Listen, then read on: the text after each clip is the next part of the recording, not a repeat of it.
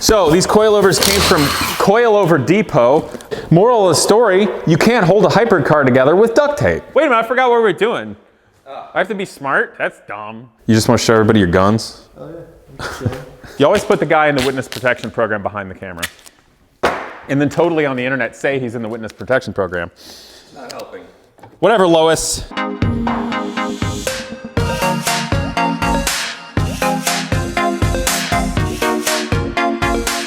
What's up, people? We're back today for the Lykan Hypersport build from the Fast and Furious Live. A lot of fun things going on. We've got the structure of the lower chassis involved. Another student, we're going to start fitting some body panels so you guys can see what that process is like. Also, got a set of coilovers here from the Coilover Depot, which is nice enough to help support this build. So today, let's just get at the body and check it out. Anyway, we've got Cameron here. He's part of Genius Garage this year, getting involved with the build. We call him One Hand Cam. Unfortunately, before he came here, he was on a farm and had an accident with a tool. So just a word of the wise, you got to have a little, you can't take tools for granted. What up, Cam? We're just here doing the chassis and the suspension later on, taking off the tires. Yeah. So you want to fit some of this up, see where we got to go. Maybe we'll talk about the structure. And then at the end, let's unbox the coilovers and get at those. Oh yeah, let's do it. Right on, man. Well, let's go check out the chassis. What do you want to tell them first? So the welding's all done, everything's all structured. We had to cut up a little portion here and then weld it back so that the panels would be able to fit in with the Lykan, how it has the big vent that's just right here that blows all the air. And beforehand, it was getting blocked by the panel that's stuck out right about to there. Definitely. So as an example, first of all, the stretch area relating to the lower steel section happened in this area. It was the easiest to do. We'll call this the box section is important because there's a number of fins on the inside for extra strength, rigidity, etc. As this center section also has an inner section as well. So this is all done very nicely. And what Cam was saying, and that's a really good point to bring up, there was section of the original Porsche that had to be shrunk right here because the nature of the way the Hypersport body comes in. Yeah. Definitely, which you're going to see in a little bit. Also, do you want to show them what all you had to do up here in this front bulkhead pillar coming up to the A-pillar? Yeah, so with the Boxster, the door hinges were originally right here, and they were just solid steel nubs that would come out for the door to latch onto. And they were connected to some H-pillars that were inside the body that we had to remove and grind off. In a way, they were like their own H-beam, like a connecting rod of an engine. Yeah, that went through. In fact, you can see the high-strength steel nub, what's left of the original hinge here, and the other one was here. But what all has been gone on here and why? So there are a few structural pieces of sheet metal that were just layered and layered for extra strength because this is a structural point because it was a convertible. It has to be able to take the full weight of the car in case of a rollover. Great point. So the A-pillar and the windshield surround is very, very strong. Very. Okay. And so from here, we're going to be able to use this as a basis for the rest of the cage for the chassis. Right. So as an example, you guys, this is fascinating because this is when you start dissecting the unibody of a production-based car. In this circumstance, what was the Porsche Boxster. But this tube here, which is very high-strength steel, actually went on the inside of what was the, shall we say, the cosmetic or the outer steel stamp structure of the A-pillar. But this is the highest strength steel. And via production standards from Porsche, this tube is integrated into the unibody or monocoque type stamped steel and welded construction very well by Porsche. So what Cam was saying is when we integrate the roof structure and the roll structure, we will be integrating it largely with this. So we've left a lot sticking out so we have the opportunity to get to it and weld. As another note, we have in fact put paint over this chassis in steel, mostly to keep it from rusting, but in a way that anytime we have to weld something more to it, it's as simple as grinding it away and painting it. Yep. But it keeps it from corroding in the meantime and looking better.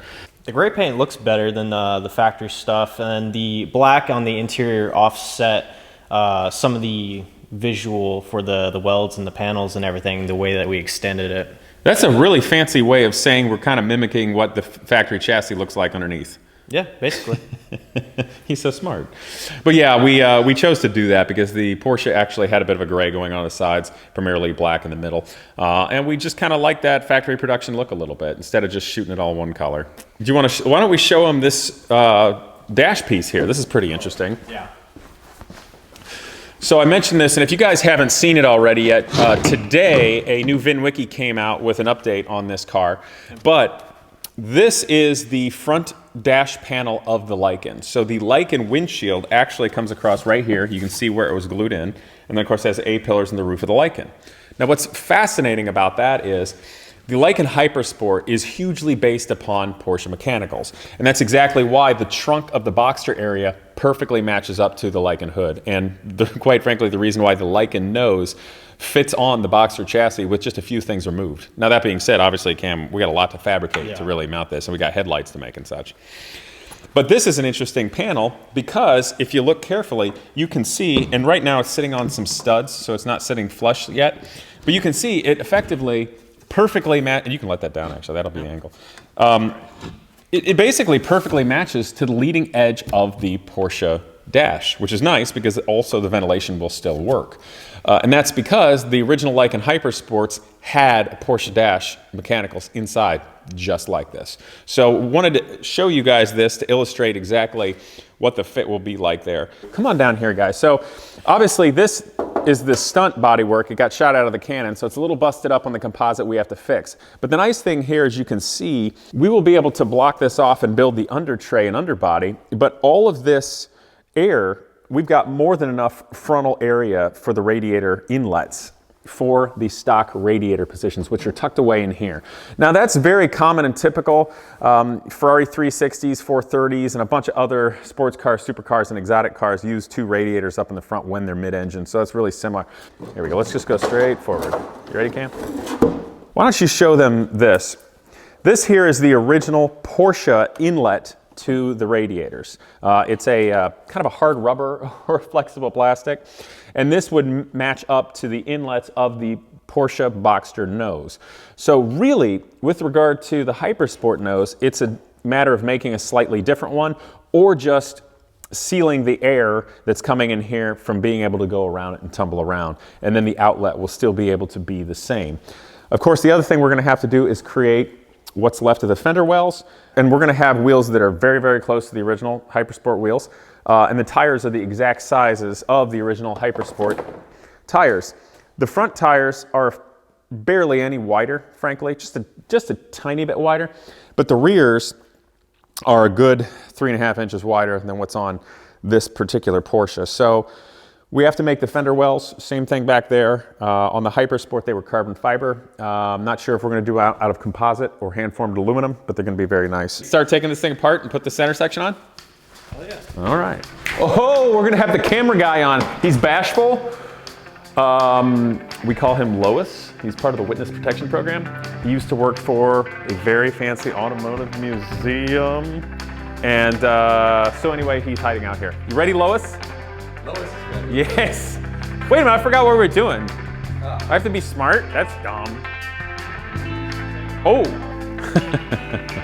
Yes, genius. Oh, what up? Lykan wasn't taken in Ohio. Gee, I wonder why. Yeah, there we go. I'm gonna have to do this slightly in stages. You guys good over there? Hold on, let me reposition. Everybody cool? I don't know if my bag is good. Actually, this really is not that heavy. Okay, so let's line up the front first and try not to twist it as we go down. This is highly technical. We should have planned this out more for the cameras so we look fancy. That didn't hurt a lot. Oh, sorry. Okay, witness protection, Lois. Do you want to go get the camera and bring it over here and watch us struggle? The internet loves struggle. Sadistic internet watchers, we're on to you. All right, Cam, where do you think I should put a little tape to hold this thing nicely? It was easier when the chassis was cut. The Hypersport, the edge of the door sill here on the composite structure matches up quite nicely to the edge of the steel.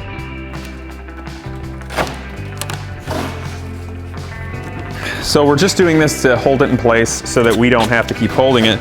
That gives us the opportunity to be able to look at it But fortunately, the new paint that we put in here in the chassis is real shiny and nice, and this particular type of tape bonds well to it. So I'm just gonna put one piece here, pull that tight, put a second piece here.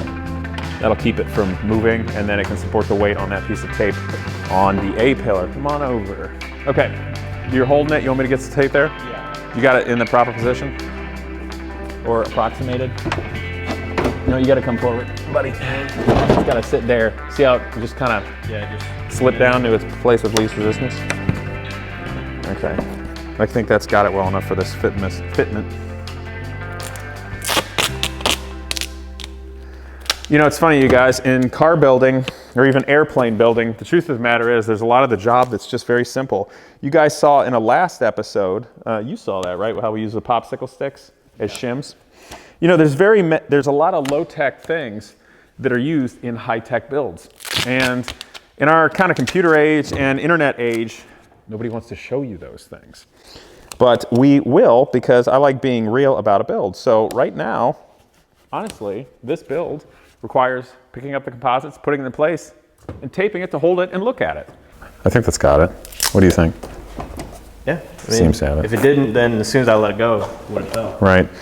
The other thing, there's a lot of pieces like this that was from when this thing was just thrown together as a stunt car. They're obviously going to be removed. It's kind of junk. You know what I mean? And then we'll fix the composite and go from there. The reason this composite looks ugly, obviously, you know, it was done out of glass fiber, and this is the inner part of the roof. They did it out of a cheaper composite because there was no point. The outer structure here was done out of a much nicer mesh, so it's really high quality. But for this, it's kind of just a filler. And if you look up under here, on the inside, this is the part that went in the mold. That's why this is beautifully formed, and it has the points for the composite to actually bolt to and or glue to the steel structure of the rollover type area.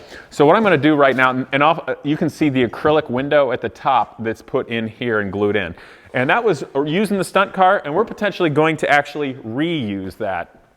One fun little item that's always going to be there though, this hole is actually for where it was a stunt car. They would replace a receptacle, steel receptacle, so they could pick up the car on a crane and move it. And that's what the hole was for. And the hole is also in the cosmetic part of the roof section. Actually, it's rather light, and I can pick this up myself without difficulty. So the hole is in here as well, but we're going to be fixing that in the composites because we're going to make the car be beautiful. All right. Let's see. Now, it's a little funky right here. They use these, tell you what, Cam, I'm gonna take out these dumb screws. You guys, these are literally just self-tapping, nothing special Phillips wood screws. Hey Cam, tell you what, I'll get a screwdriver, don't worry about it. I'm gonna grab mine.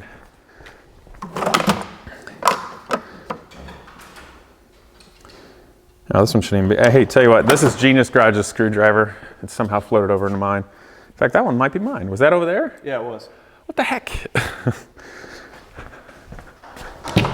All right, let's go ahead and remove those screws. This is an example of how it was held together for being a stunt car because this hardware was cheap, fast, and easy. So obviously we're not going to use this when we're utilizing the body. Actually, my screwdriver's not nearly as nice as the Gene Scratch one. We're not going to use this stuff when we're building a nice car, and obviously we'll have to repair the composites where these were, which really is not going to be very difficult. Okay, let's go nose first. So, you remember how it has to slide in here where we had to trim that steel? Yep. Okay.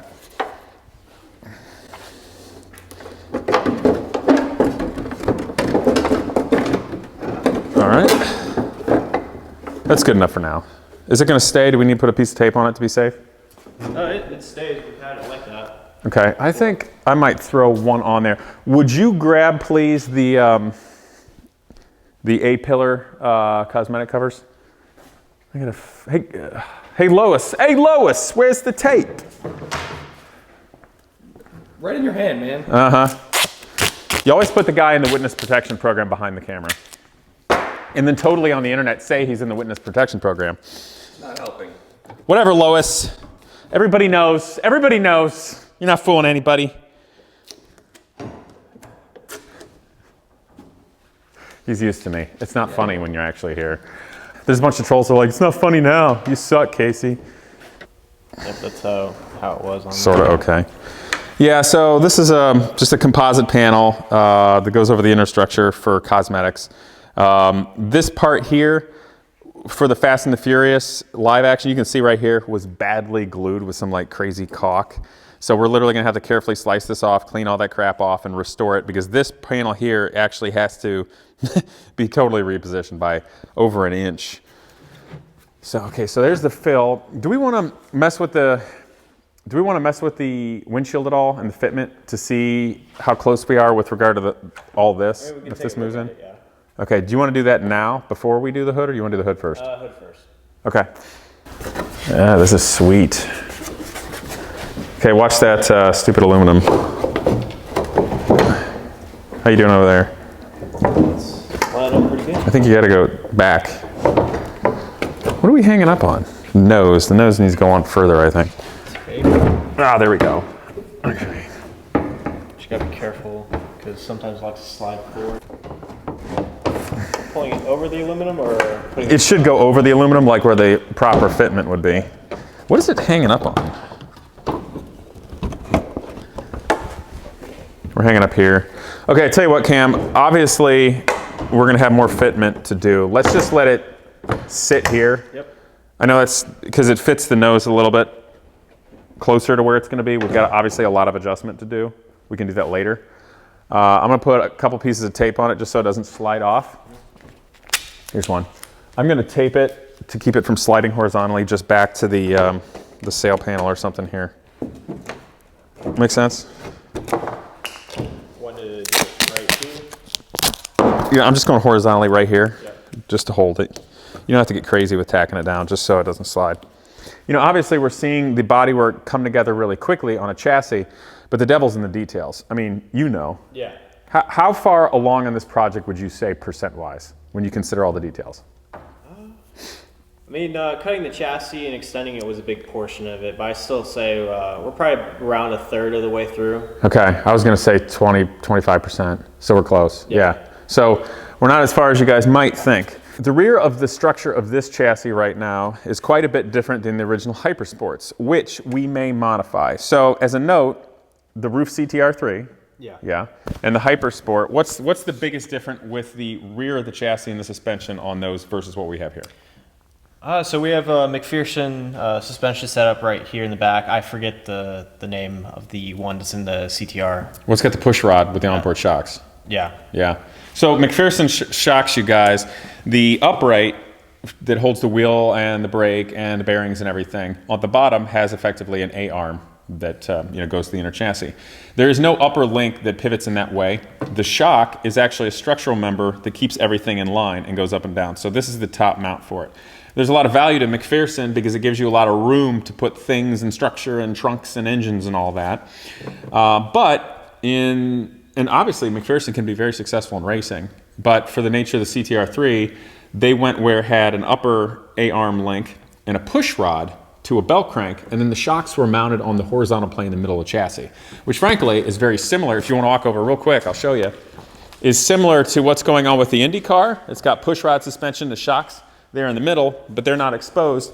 If you look here at this carbon fiber monocoque car, it has a lower and upper A-arm that you can see with a push rod to a belt crank, and then these onboard shocks here. And what that does is it does a lot of interesting things. It allows you to change the ratios of the bell crank. It allows you to have smaller sway bars, because if you look, the actual anti-roll bar on this is just this tiny affair right here. So there's some positives that come from making a racing type suspension like that.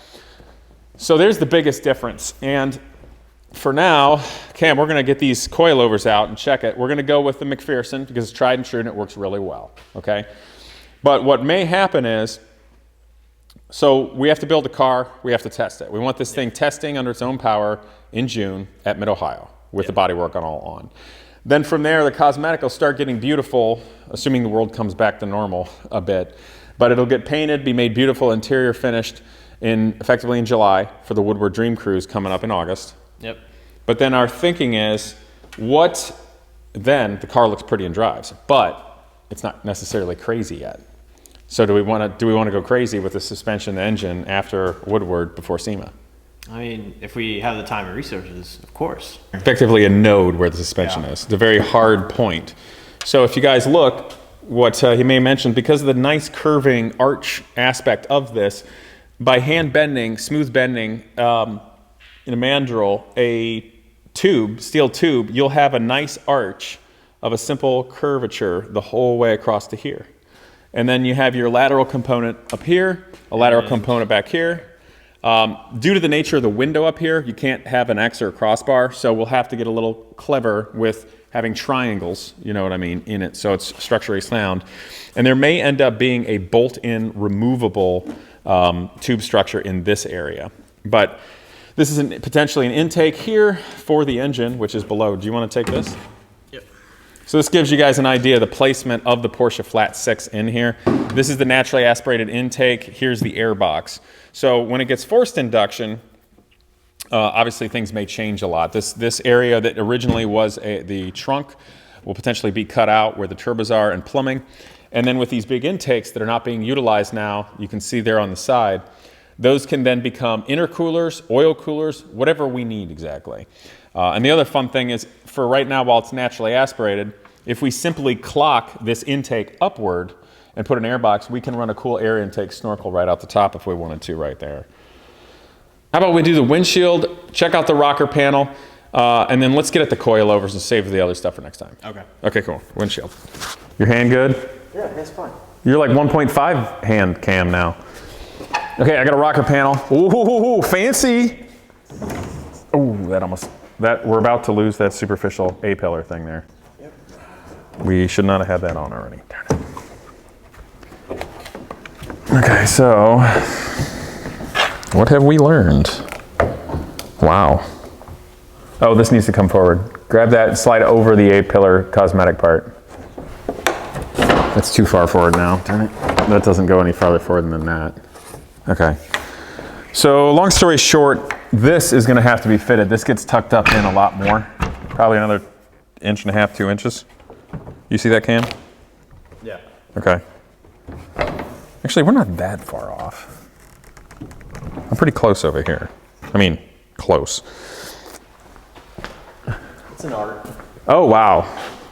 That's not close. Okay, so we are going to have to do a lot of trimming and positioning, fixing of this. Yeah. Because the roof is constrained via the structure of the chassis and the A-pillar.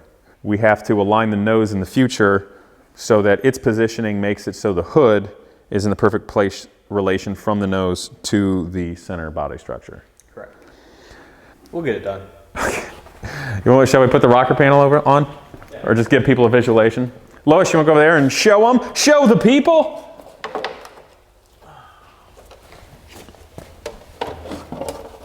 Okay, well, that gives you an example of the rocker panel. I'm holding it in place with my leg. You good? Yeah. You just want to show everybody your guns? Oh yeah. All right. Hold up. Oh, this is riveting YouTube.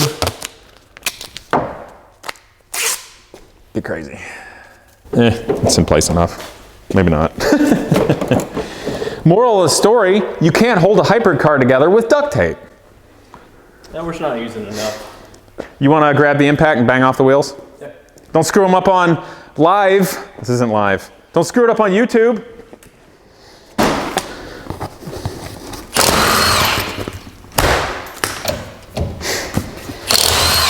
Okay, let's see this. So these coilovers came from Coilover Depot. Fantastic website I checked out. You can go on there, basically find about any car you want, and it was laid out. I was having a difficult time getting shocks for this in shorter order because we need these quickly because we need to be able to dial in ride height and whatnot. And they're a good quality and good place to start. In the future, we may get with them to do some shock dynoing after we do some track testing on this. And when we start laying down some big horsepower, I'll get back with the Coilover Depot guys and go from there. Ooh, yes. I like this. Yeah, they look a lot better than the stock ones, considering Heck yeah. how funky the front ones look. For sure.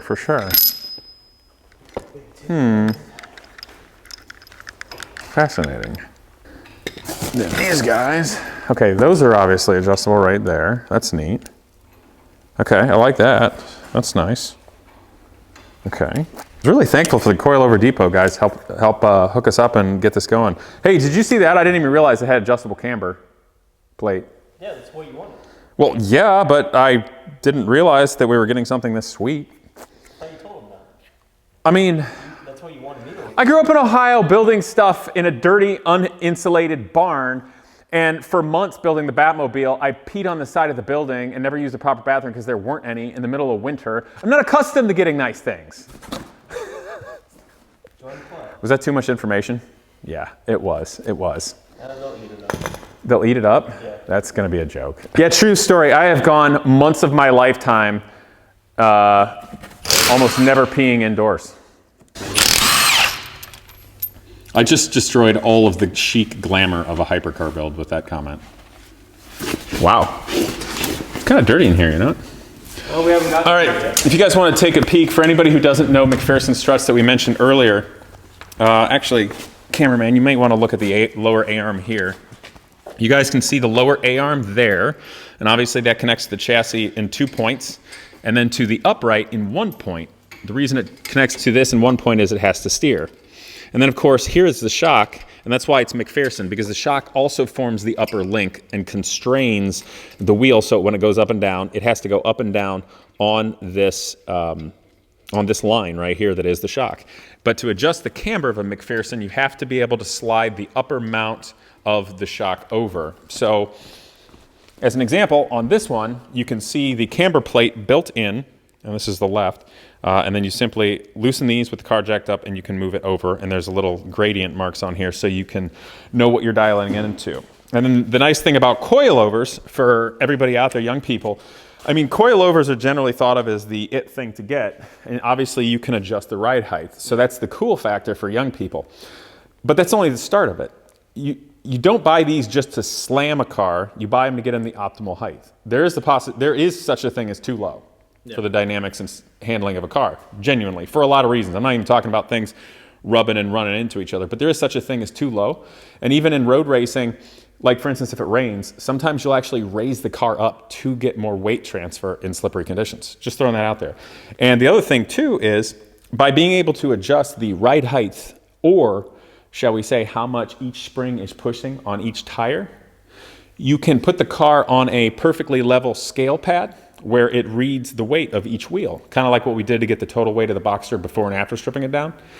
And then you can corner weight the car, so you can adjust them. So if like one shock's pushing down too hard, those springs on one corner, you can alleviate that, and you can make the car have a real nice neutral standpoint. So those are the ideal things about coilovers, just to throw out there. All right, so tell you what, Lois, you want to come over here and get a look at what we got going on here? We'll kind of wrap it up. So you guys can see, obviously, this is dirty. It's been a production car. We got a lot of cleaning to do and some refurbishing of components that might have a little bit of wear, okay? But overall, the Boxster started off as a really great driving car, so we don't have far to go with that. This one has what I believe are the upgraded, bigger 911 type brakes. So those are a fantastic place to start, and with some really aggressive pads, get the job done well. As a note, the Indy car behind you, when it raced on road courses, the brakes were steel. And the carbon-on-carbon brakes for the Indy car were actually only used for the super speedways when you're doing 200 plus miles an hour where you wanted the lighter weight. So I'm bringing that up because having these Porsche steel rotors and multi-piston calipers on this car actually is going to get the job done very, very well. But in the future, we may end up going a little bit bigger as this car gains rubber and traction, as well as many, many horsepowers. And twin turb skis. I don't know, Cam. You got anything to say, or how do you feel about this? I feel real good about this. We're making a lot of progress, and yeah. You enjoying the time? Oh yeah, glad to be here. Did you ever think you were going to do a build like this? No, I didn't even think I'd get the call from you the first time. Fair enough. What's the biggest build you have done before this? I mean, I was in the Army before this, and working on a bunch of stuff there, swapping out engines in big trucks and whatnot, but nothing as customized as this. No. Cool. Well, it's just another, another paint in your palette or crayon in your crayon box, tool and tool box, whatever. Yeah. So anyway, guys, I hope you've enjoyed today getting to see how you start fitting that up. I think you all are now being able to visualize what this car is going to be like when it's finished. Next time, we're going to have to get back and show them doing some hardcore work. These guys want to see busted knuckles. Oh, they'll get them. All right, guys, we'll see you next time. Got anything you want to say to these jokers? No, they'll say what they say. Okay, me and Gimpy out.